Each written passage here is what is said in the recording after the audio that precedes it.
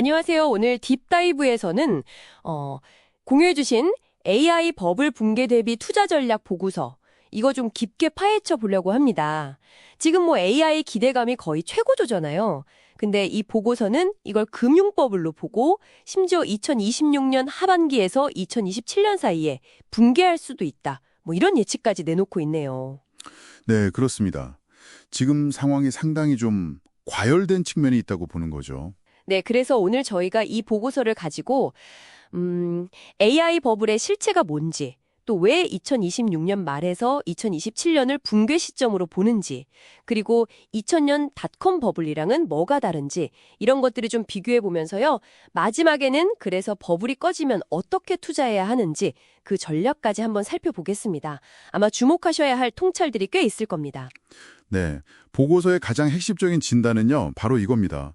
천문학적인 수준의 자본 지출, 그러니까 캐펙스죠. 이거랑 실제 투자 수익률, ROI 사이에 격차가 어마어마하다는 거예요.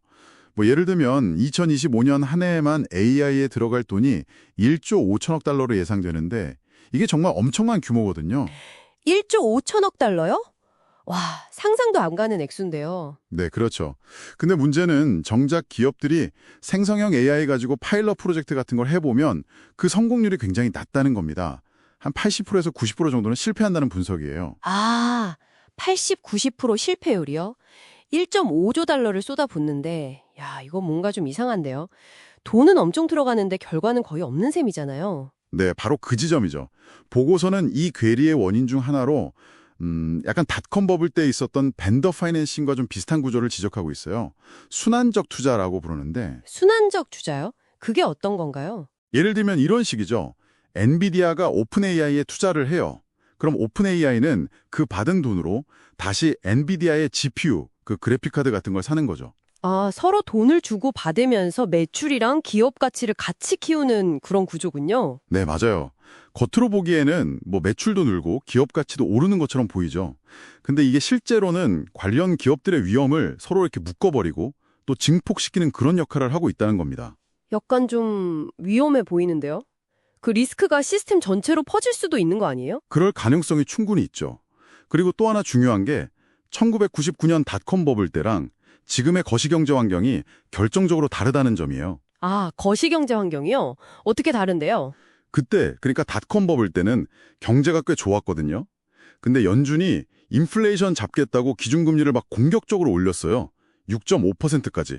그러면서 버블이 터진 거죠. 네, 금리 인상으로요. 그렇죠. 근데 지금은 완전 반대 상황이라는 겁니다. 지금 고용시장이 좀 둔화될 조짐이 보이니까 연준은 오히려 고용 하방 위험을 걱정하면서 금리를 내리고 있잖아요. 4.00% 수준까지 인하하고 있어요. 와, 잠깐만요. 그럼 정리하면 닷컴 버블은 실물 경제가 탄탄한 위에서 커지다가 금리 인상으로 터졌는데 지금 AI 버블은 연준이 풀어주는 돈, 유동성이랑 그냥 투기적인 기대감 여기에 더 의존하고 있다는 거네요. 네, 정확히 그 분석입니다. 그러니까 실물 경제 뒷받침보다는 유동성의 힘으로 부풀려진 측면이 더 강하다는 거죠. 야, 이건 정말 중요한 차이점 같은데요. 만약에 버블이 터진다면 그 충격의 양상이나 파급 효과 같은 게 닷컴 버블 때랑은 완성이 다를 수도 있겠는데요? 바로 그 점을 주목해야 합니다. 그래서 붕괴 시 충격이 더 클 수도 있다는 우려도 나오는 거고요. 그리고 버블이 거의 정점에 다다랐다는 신호들도 좀 포착되고 있어요. 특히 그 가트너 하이프 사이클 분석을 보면 좀 흥미로운데요. 아, 그 하이프 사이클이요? 네. 네, 거기 보면 생성형 AI 기술 자체는 이미 기대 거품의 정점을 지나서 환멸의 계곡으로 들어가고 있다고 평가를 하거든요. 아, 벌써요? 생각보다 빠르네요. 그렇죠. 근데 진짜 재밌는 건 뭐냐면 정작 AI를 제대로 쓰려면 꼭 필요한 거 있잖아요. 바로 AI 준비 데이터. 그러니까 깨끗하게 잘 정리된 데이터요. 이건 이제 막 기대의 정점에 도달했다는 거예요. 아, 잠깐만요. 그게 무슨 말이죠? 그러니까 기업들이 비싼 엔진, 예를 들어 GPU 같은 건 막 사들이고 있는데 그렇죠. 엔진은 잔뜩 샀는데 정작 그 엔진에 넣을 연료, 그러니까 쓸만한 데이터는 아직 준비가 제대로 안 됐다는 거잖아요. 네, 딱 그 비유가 맞습니다. 자동차 엔진은 있는데 기름이 없는 상황인 거죠.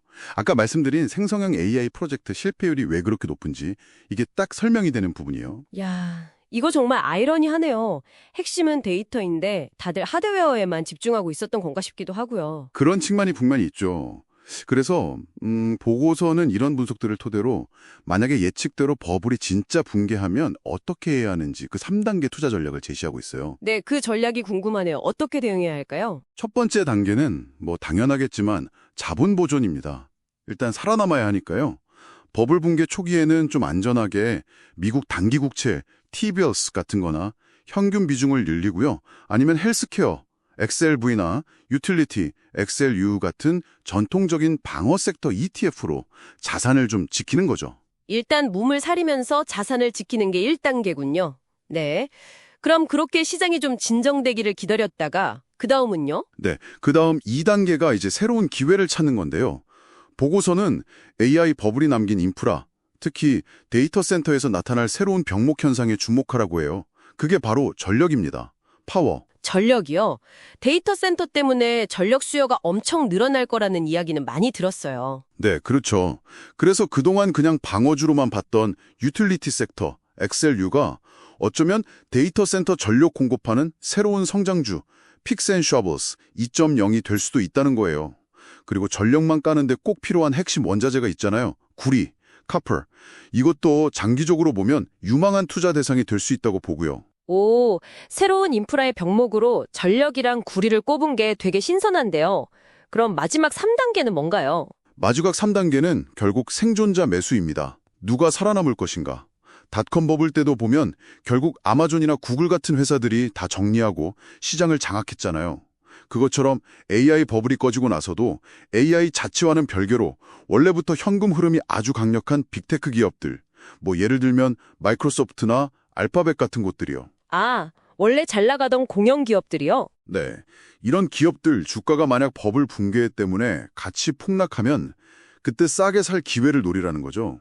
왜냐하면 이 기업들이 결국 자금난 겪는 유망한 AI 스타트업들을 헐값에 막 인수하면서 시장 지배력을 더 키울 가능성이 높다고 보는 거예요. 그렇군요. 1단계는 보존, 2단계는 새로운 인프라, 전력 구리, 투자, 3단계는 폭락한 우량 빅테크 매수, 이렇게 정리할 수 있겠네요. 네, 맞습니다. 그럼 전체적으로 보면 이 보고서는 AI 버블 붕괴가 AI 기술 자체가 끝장난다는 의미는 아니라고 보는 거네요. 오히려 좀 과열된 과대 광고, 하이프가 거치고 진짜 실질적인 효용, 유틸리티를 따지는 시대로 넘어가는 일종의 전환점 같은 걸로 해석하는군요. 네, 그런 긍정적인 측면도 분명히 언급하고 있습니다. 닷컴 버블 때도 과잉 투자됐던 광케이블 덕분에 나중에 인터넷 비용이 싸져서 웹 2.0 시대가 열렸던 것처럼요. AI 버블이 꺼지면 컴퓨팅 비용이 내려가고 기술 접근성이 더 좋아질 수는 있겠죠. 네, 그럴 수 있겠네요. 근데 보고서는 동시에 좀 우려스러운 미래도 그리고 있어요. 우려스러운 미래요? 어떤 거죠? 버블 붕괴 후에 살아남은 그 소수의 거대 빅테크 기업들 있잖아요. 이 기업들이 AI 모델 개발부터 반도체 칩 설계, 그리고 데이터 센터 운영까지 이 모든 걸 다 수직적으로 계열화해서 시장을 완전히 장악해버리는 거죠. 일종의 AI 과점 체제가 굳어질 수 있다는 겁니다. 아, 기술 자체는 더 싸고 쉽게 쓸 수 있게 될지 몰라도 그 기술에서 나오는 힘이나 이익은 결국 극소수 기업들한테만 집중될 수 있다. 이런 이야기군요. 네, AI 기술의 민주화가 아니라 오히려 힘의 집중으로 이어질 수 있다는 거죠. AI 과점 가능성이야말로 AI 버블 붕괴라는 현상이 우리 사회 전체에 던지는 가장 근본적이고 좀 무거운 질문일 수도 있겠다는 생각이 드네요. 당신은 이 점에 대해 어떻게 생각하시나요?